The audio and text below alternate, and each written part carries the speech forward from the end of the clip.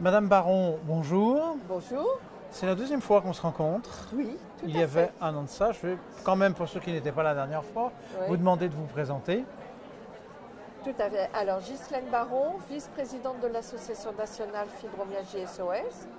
J'ai plusieurs pathologies, dont la fibromyalgie. Et la solution du thermalisme a été ce qui correspondait le mieux à mes diverses pathologies. D'où votre engagement actuel. Ben oui, On peut appeler ça comme ça. Oui. Et j'interviens dans des ateliers, dans des établissements thermaux, comme Bourbon-Lancy, dans les programmes de TP, éducation thérapeutique du patient, mais aussi à Cambo-les-Bains, session spécifique fibromyalgie, et là en 2017 à Jonzac, au terme de Jonzac, dans les programmes fibromyalgie. Et ça fait plaisir de voir que les établissements thermaux se penchent sur la fibromyalgie et créent des ateliers qui sont plus ou moins différents les uns des autres, mais bien adaptés aux problèmes de ces personnes-là. Bon, en tout cas, moi, ça me fait plaisir aussi de vous revoir à nouveau, parce que Oui, en un an, j'ai on n'a pas l'impression, changé. qu'au rythme où ça va, vous n'allez plus être disponible pour répondre à mes questions la fois suivante. Merci, merci. On trouve. Alors là, les questions, partons de ces derniers temps. Il y a toujours des centres d'intérêt qui évoluent dans le temps. Vous, quels seraient les points sur lesquels vous aimeriez insister aujourd'hui, dont on n'a peut-être pas beaucoup parlé l'année dernière? Alors, les points d'intérêt, je trouve que les termes qui font des programmes avec une approche alimentaire sont beaucoup plus sensés que sur uniquement des activités sportives. Parce que c'est vrai qu'un fibromyalgique, s'il reste inactif, c'est très mauvais. S'il pense qu'il va avoir moins mal, c'est complètement idiot, parce que moins on bouge, plus on a mal. Mais par contre, avoir une correction alimentaire, parce que vous avez quand même des aliments chez certaines personnes qui favorisent les douleurs, qui déclenchent des douleurs. Est-ce que ces aliments sont les mêmes pour tout le monde, Non. à votre avis, ou est-ce que c'est un peu à la carte? Mais c'est à la carte. On peut avoir une intolérance pour un aliment et puis une autre personne n'aura pas du tout cette intolérance.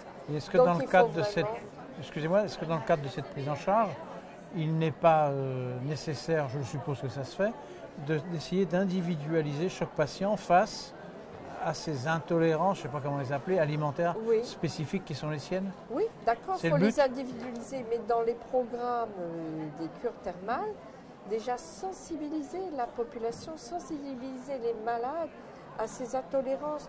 Moi, si un jour on m'avait dit avant que j'étais intolérante au blanc d'œuf, j'ai toujours mangé des œufs et tout. Et en supprimant certains aliments, ça a diminué les douleurs. Mais ça marche chez moi, mais chez quelqu'un d'autre, ce sera autre chose. C'est bien ce que je dis, c'est qu'il faut donc, Mais déjà, identifier où est le problème. on m'a sensibilisée et si je n'avais pas été dans des réunions comme ça pour être sensibilisée, je n'aurais jamais abordé ce sujet-là parce que les médecins n'en parlent pas. Et les gens ont tendance à être dans le déni, comme vous disiez, Je ne savais pas. je ne Oui, savais oui. pas, puis j'ai pas de raison. Bah, Non, oui, globalement, parce ils que acceptent bien. Ça ne fait pas partie de l'éducation que l'on reçoit. Oui. On dit qu'il faut manger de tout, hein, et bien évidemment qu'il faut manger de tout, mais il faut relativiser par rapport à certains aliments. L'éducation qu'on a ne nous permet pas de connaître ce genre de problème-là, si ce n'est des rencontres avec certaines personnes. Et comme j'avais dit un jour où j'étais passée au magazine de la santé, j'avais dit parfois on fait des bonnes rencontres et des mauvaises rencontres.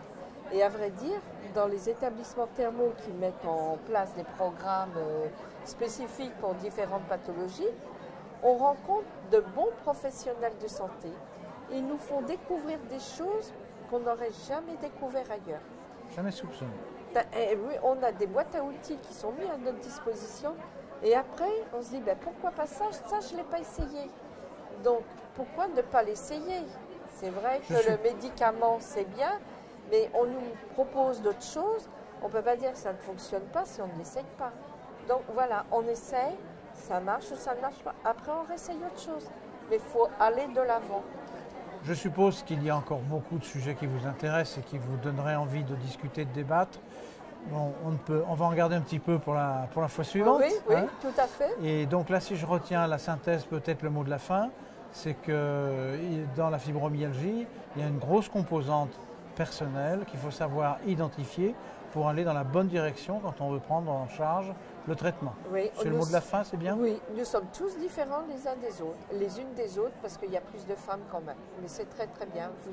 Votre conclusion est parfaite. J'ai bien appris. Ah oui, tout À votre à fait. contact. Merci Donc beaucoup. on se donne rendez-vous à une autre fois. Pourquoi pas l'année prochaine, Oui, déjà? voilà, tout à fait. Ou avant, on ne sait pas. Ah oui. Merci beaucoup. Merci, docteur. Au Bonne revoir. journée, bonne fin de congrès.